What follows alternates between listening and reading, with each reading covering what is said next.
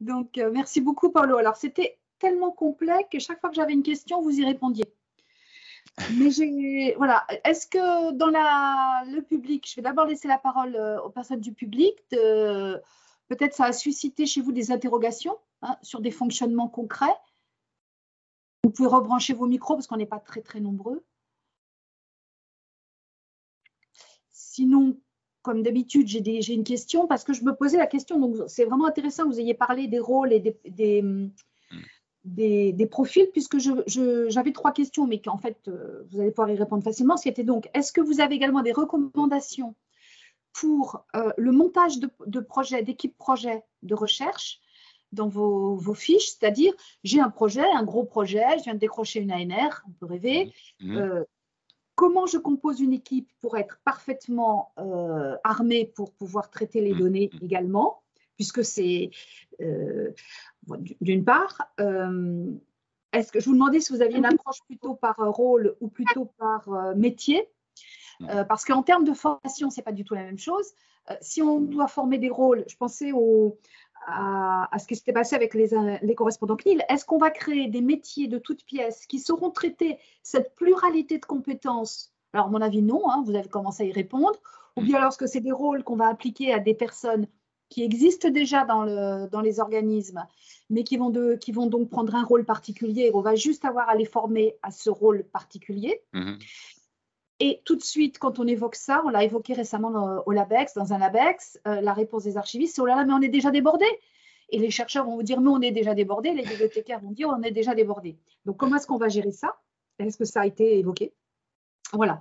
Et donc, la question des formations va évidemment découler de ça, parce que est-ce qu'il faut former des professionnels déjà existants, donc avec des formations plus courtes, ou bien alors est-ce qu'on crée des profils presque complets qui sauront prendre en charge sur des gros projets tous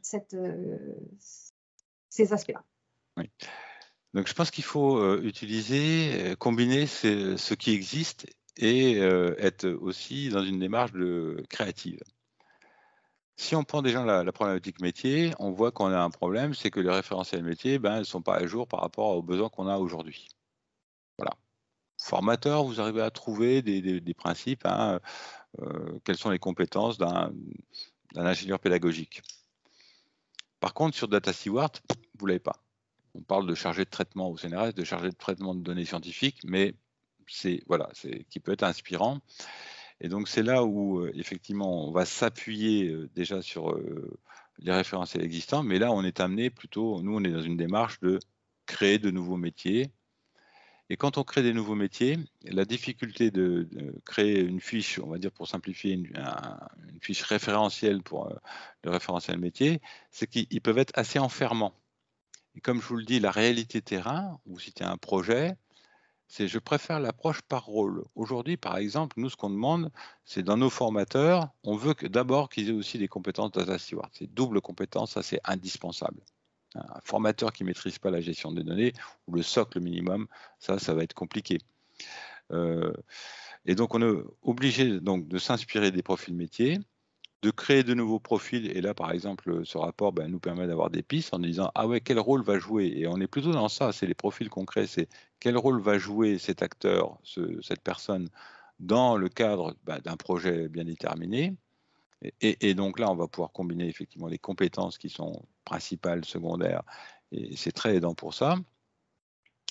Donc on est vraiment dans une démarche là de construction, d'ouvrir les voies pour arriver peut-être à terme à avoir des profils quand même assez bornés.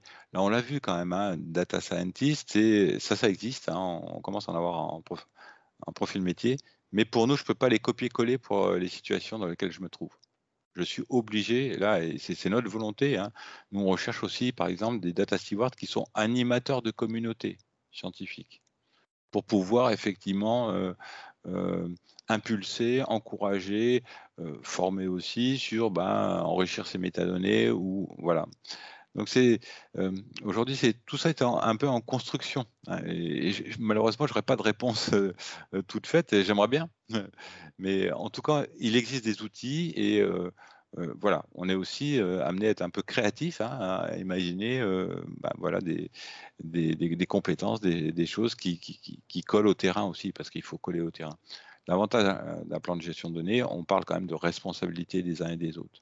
Hein. Vous êtes dans un projet, c'est qui va faire quoi et avec quelles compétences et quel rôle. Là, je trouve que c'est intéressant. C'est quel rôle je vais jouer dans un projet de ANR et notamment sur la partie gestion de projet, gestion de données. Hein. Je ne réponds pas totalement, j'en suis bien conscient. Il reste Ça encore reste des parties complexes, hein, c'est sûr, voilà, parce qu'elles touchent les mentalités aussi, hein, donc il faut les faire évoluer. Et c'est toujours difficile. Des questions dans la salle? Non, alors dans ce cas-là, merci beaucoup Paolo, c'était vraiment très très riche et moi je vais retourner sur la plateforme, regarder tout ça en détail et je passe la parole maintenant à Annick et Véronique.